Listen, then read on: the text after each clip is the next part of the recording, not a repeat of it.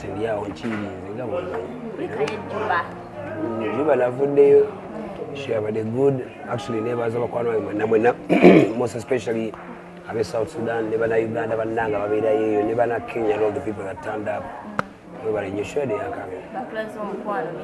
I do, never leave bantu kuva 2003. Modern history is in Uganda.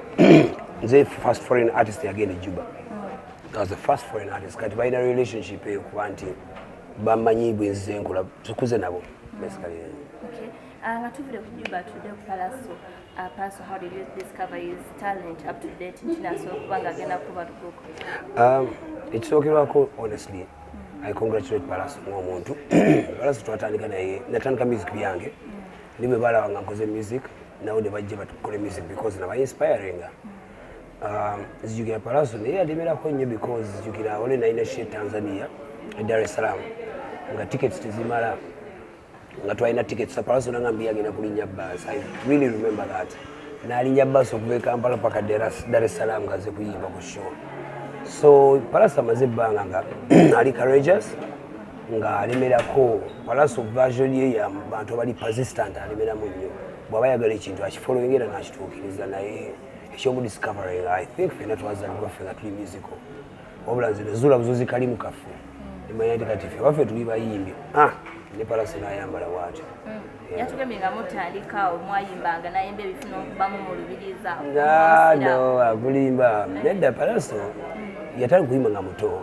so ngajja nnyo mu studio nga yagala okurecordinga naye ebiseera ebyo music yali so competitive nga mbeera recording every other day kati nkufisaawo obudde bw'omuntu yenna ayina amanya abe nga bukozesa appropriately kati Palaso yajjanga n'ayimba kyezigyo olumu namugambako yali ayimba n'ayimba ekyo n'ayimba erimu akikyuse n'ayimba ekyo nga tikituukire erimu akikyuse bwekyamulamu negamba oba okuyimba okwakulema lwakitugenda n'obajje kuyinza okuba oli mubazibu lungi bamusizi wa bifaananyi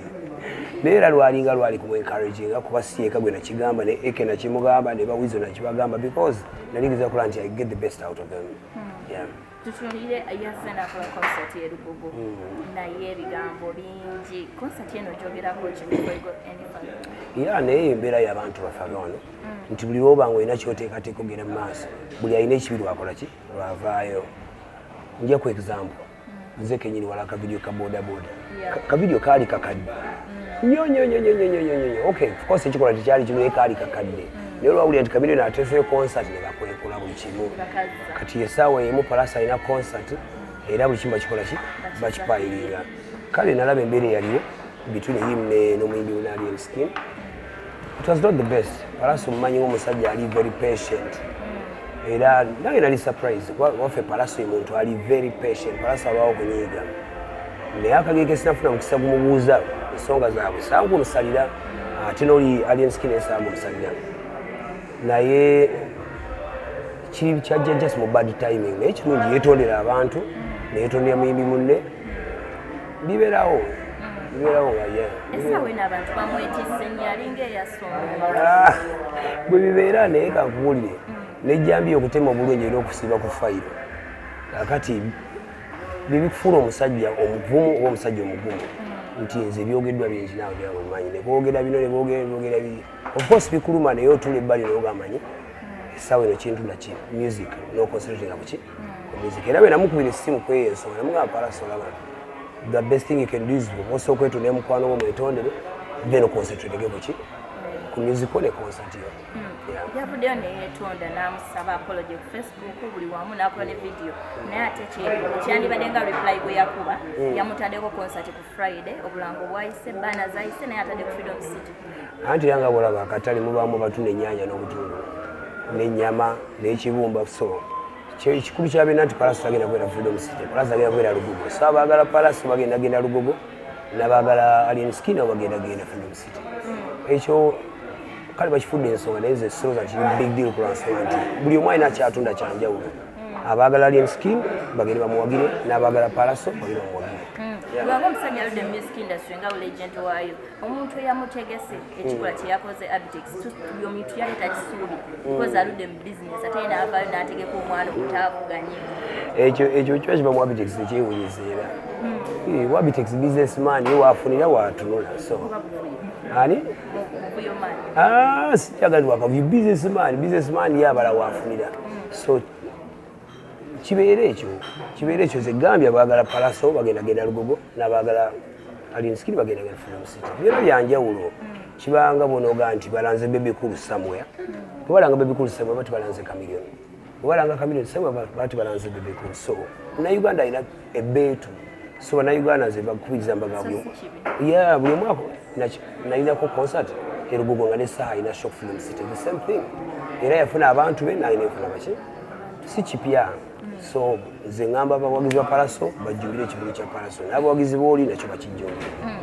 ekibinja kya Allien Skine okuva ekyandika okuyiza bbaana za Palaso kyogerako ki ekyo tekyali kirungi no naye sijja banenya nnyo because bwali busungu bayinza okuba kibakola tebakitegeeza naye realistically ate ekyo kifiiriza mba mufunyemu obutakkanya ne muyimbi munno nga bwe baafuna bwe nalaba ndowooza bonna abantu bakulu basobola okutone bakyogera kuba tubasobola kyogerako ate posta ezo si za Palaso oba bbaana si za Palaso ye muyimbi posta za mutegesi wa Kivulu kati baba balina issues ne Palaso ate omutegesi w'Ekivulu baba bamufiiriza so anyway nenze nsubira twali busungu bwabukola it's all the same oba would you make them meet bwekyo kituuseewo awo nja kujja but for now kyendowooza nti baso kyemalira ng'abasajja bakulu ku internet kuko ekifaananyi kitambula mwali basatu otudde wakati wiza ali eno Palaso nga ali eno katambula nnyo disciplinary committee yatuskinders adi kakati ekyo muganda kyagali bakusibako amatu g'embuzi okuliza engo ebintu ebitutukako bituuka ku bantu bangi lwakuba abantu bali abalala abangi begamba si batutumu nga ffe my dear friend abantu amaka gamenyeko eyo abantu bayombagana kakati kamabuuza ekyo kyaliwo kibasoso kiraba naye olwokuba Mayanja ffena tuli popera waliyo Mayanja Payase waliyo Mayanja Joseph waliyo Mayanja Douglas kyamawulire nnyo naye nga bibaawo abantu si disciplinary committee lwakuba ffe tunyiga kiwaawaala naye abantu basiba banyiiga kubanga essanyu opposite y'okunyiiga waliwo alina ekimu nga talina byombi nekyamwe nga kiwawala nnyo ekyaba Mayanja family anti kuba tuli balinnya tuli bamanya Bill Clinton bwe yakeera enkya nayagala Monica Lewinsky ensi yonna yakimanya ng'ate naawe kenyinza okuba nga boyfriend walina naawe gwe yali yagaddeko ate netutamanya so kyabutonde singa bakeere bagaa nti tuli babbi ate nakyo kyabutonde singa bakeere bagaa nti tuli basazi bansawo nakyo kyabutonde so there is nothing that we have done kitali human kitali kya buntu bibeera bwe bityo nga tuvudde ku nsonga za Palaso n'Ekivulu tugendeko mu nsonga abantu ze bayinza owulira za federation tibanakulabako what's going on do you agree or disagree federation yakreatingibwa njaga nti federation kintu kituufu era mulamu omutuufu so abantu abasinga bempulira boogera ku federation eyo ebya babiyita batya ebitategerekeka tebanawa federation obudde ku understand kikyetegeeza era nsuubira nti kitwalikoze ffe ng'abayimbi abatakkiriziganya na federation sinze babayimbi abatakkiriziganya na federation bajje tutule wansi kuba kyetugezaako okukola kulabika tuzimba ekyawamu tetugezaako kuzimba nti kyababebekulu oba kya Kenzo oba kyani nawulyako abakomplaina nti Eddie Kenzo ne bacomplaining president era no katonda that's what it is ye president kuba banamugjawo ne batekawo omulala era n'omulala alina abamuwalana kakati ekyogamba atenze mu federation sibeerayo naliwo nga tulonda akakiiko twakalonda katukulembere katusalirewo ebintu ebimu so bwe tunakusalawo nti buli muyimbi abeere mu kakiiko that means tujja kwetaaga nga bwolaba namugongo ekifo nga nabwe kwayimbi tuli bangi so tuba twalonda akakiiko kalina tuwa report so federation yirina okubeerawo ebyaddala bwogenda mu nsi za America waliyo federation ne mu Uganda mulimu fufa bekigwa ekita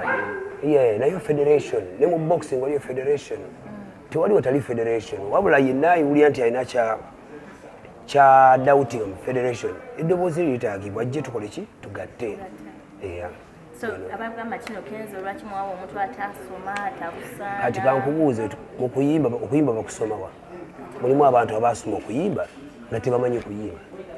okitegedde sijja kuwa examples naye abantu bagenda ne basoma MDD n'asoma music dance and drama bw'omuleeta nange ataasoma music ansobola tansobola kuba kiki aba yasoma kisomeze nazaalibwa nakyo so kimu n'obukulembeze ero si chairman bamulonda ero si chairman malako ebira bitabo bye mulenda muntu akunga abantu omuntu ategeera abantu omuntu alungamya abantu kakati oli bwagatte yasoma kati kitegeeza oba tulondaani oba Silver Kyagulanyi weye minisita manya ye lawyer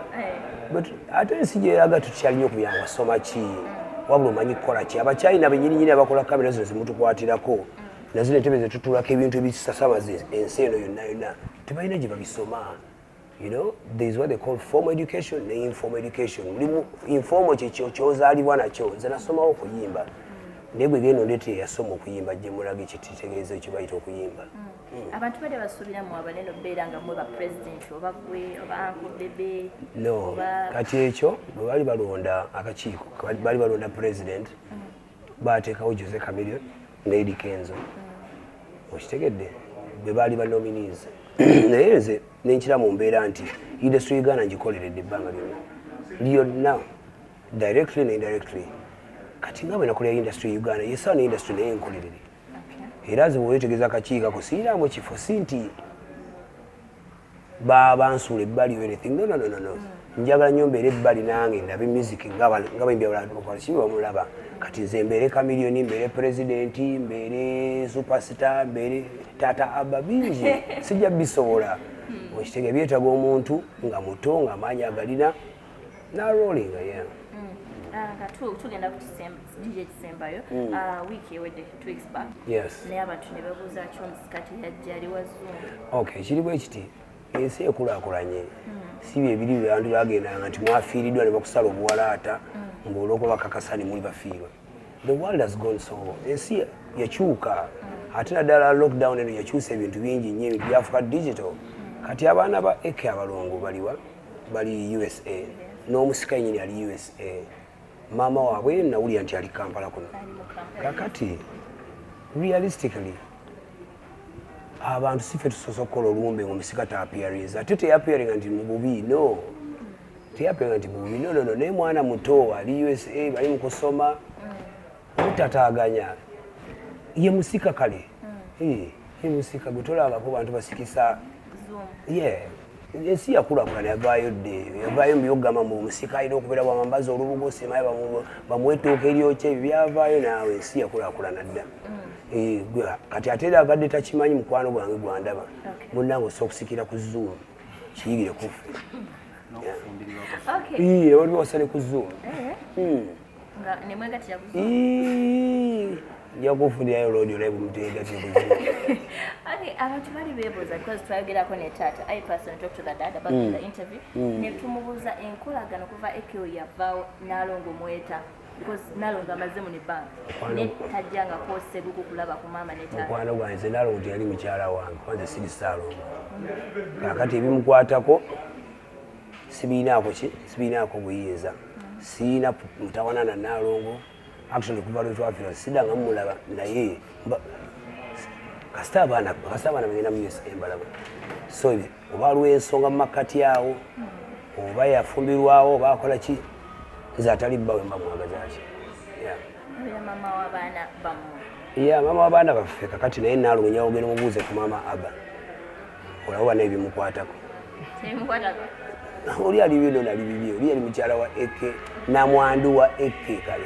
kati kiyite bweti wera namwandu bbawe yafa enteekateeka z'ennyumba zituuseewo ez'ennyumba eya Eke ennyumba ya Eke gyeri bagikwasaganya muzeyi Mayanja nga dadi we nze nange nteekamu support nesoda ogiteekawo kuba neetaaga mbeerawo twogera ku mansion gye wazimbye yogeza abantu mama ati abantu baganye okulowooza ngu sente tuzikola tuzisuulire kati nze omusajja atalina bakazi 8 ng'omanyi bameka okitegedde atalina abaana 4 abaana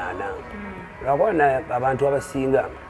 baagala nnyo ebintu tubikole nga tubyoleka but realistically bwezi ompulira nga bannanga buli lunaku ompulira nga nnyimba embalala navudde South Sudan ompulire Kenya kati bannayo kikyamu kyadde naye abantu babitwala very important mu ennyumba is a basic kati oyagala nve mu nsi eno nga sinako neekoledde je eri ate saagizimba ejjo tandika ogizimba mu 2016 nezia nga mbizimba mpola eba namawulire okwaluba nga bamuna bayitayoko ne tulya n'akanyama so nolwokuba kati nze ate sikyali ku level eddawo okutandika gambo nazimba era zirateeka butesi kifaananyi kyange ti good morning ate muwagizi wange bwabamanya nti ampagira nga neekulaakulanya ate ayongera okukola ki okumpagira oba kuwagira nga osemba busembi bantu babikoowa njabalaga n'endala njabalaga n'endala anti nkyakola ate bagenda nasemba ekola gyo naye nga byonna maanyi ga Katonda na sacrifice naliguzeemu amamotoka amanene naliguzeemu baasi nga zigenda olw'embalala naye besijja bisobola so kankole byensobola ekyange kisembe nga tumaliriza federation yasooka neekola twagulako n'omukulu Gravity ng'alinga akwetondera ka vidiyo ng'avunamye nedde omanyi ebyeddala as we grow up genda oyiga ebintu ebimu Gravity mukwano gwange before era naye kenyera akimanyi Gravity namukoleranga obulango bwe bambi ng'akyali upcoming nga nze mukolera obulango mubayimbi bonna abanene nga mukwano gwange nemulangira Freedom City nemulangira buli lwakoze kyandumamuko besasobola mulangira kuna ate nalufuula big deal naye ate nga big brother at the same time wampulya nyina ekigambo kyenjogera nasirika kuba ye yali akola kyakola kikyayagala nange nensirika kuba kinalinkola kinali njagala so twasinkana namusanga yali atudde ne babitusi bwati batudde babitusi bakyali bange kati bwe yatula nabo nemulaba nenda babitusi nga so kubuuza babitusi ate ye nemukola ki nemuwoola for that ate nga so kuyita ku babitusi bo bakyali bange so was a good guess kyali mubuuze nga how you Gravity nantunulya so etwavaawo nanze side nayogera nange mu buntu ng'omuntu nagamba kamiri tofaayo ndikyaliwo bla bla bla nemugamba nze sirina nange problem era bino bikola ki nebiggweraawo so yakozesa obudde bwe nanyumirwamu nanvuga gogolo we nebyaggwa ate empala naye ekalakalire bayakibiri ajja kukeera nga neetaaga nja kukeera nga mwetaaga simple like that ate tukola bizinesi yemu kitegeera nali musanze kwoyo omusajja nga tuli ku luguudo lw'enansana olwo yali ava busunju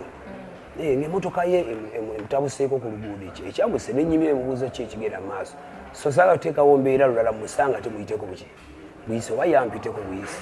and besides eri mukulu ku ye of course bwabaawo naffe bitusobako naye omuleka no sibiraako mutawaana naye baki abayimbi abato bano abato baganyibuukiramu abakulu balina ezalawo lwa nsonga nti bo babisanze byangu naye era kiba nti bajja ne babeerawo ne babugumirira ne bayitawo ebbanga ne bagenda kuba music atwala ebintu bingi music takoma kuyimba buyimbi music atwala discipline atwala planning atwala okumanya wookoma nze sikeera nga kunembuuza muzeeyi matovu nga enkofiira yange kweri no sikeera wako muzeeyi sebatane muyisaamu maaso lwa nsonga that's how you pick your blessings naye kakati bo style gyebakomyawo etwagimala dda long time 2005 byokugamba mbu ate mbifinge nono people don't want to hear that and baagala kuwulya music ng'ayogera that's it kubaka obusembayo libafaani bongo bayita mu show nobaka obusembayo yabantu bali nabo mutuwa emirimu empya eya exposure yes bakwano bange mwenna bakyali bange bandaba bafaano bange mwenna nkimanyi Palaso Mayanja mumanyi so nsaba mwenna mukunge bakwano mwenna Palaso music amuyina musajja watu music kwejali so sina kyenja muwana mbu ayimba bulungi kunamwe mukimanyi so mwenna mbakoole ennaku z'omwezi nga 9 June Friday eno Palaso agenda balaga nekyayinawo so omulage love tubeereyo tunyumirwe ate kino na Heroes Day so it's a long weekend jawe onyumirwe bajja kuzambira ebitanyooge ndi basima kutwala fula bakutwala engoma egenda kubeera lugugu jigiro sidogomera so mwenna mbakoola bakyali bange namwe bampagira emyaka gyonna blessings and respect bampita Dr. Joseph Chameleone Alabudde Simba Takoga Tageja Uganda Afro Beast balimpadde Sudani Afro Beast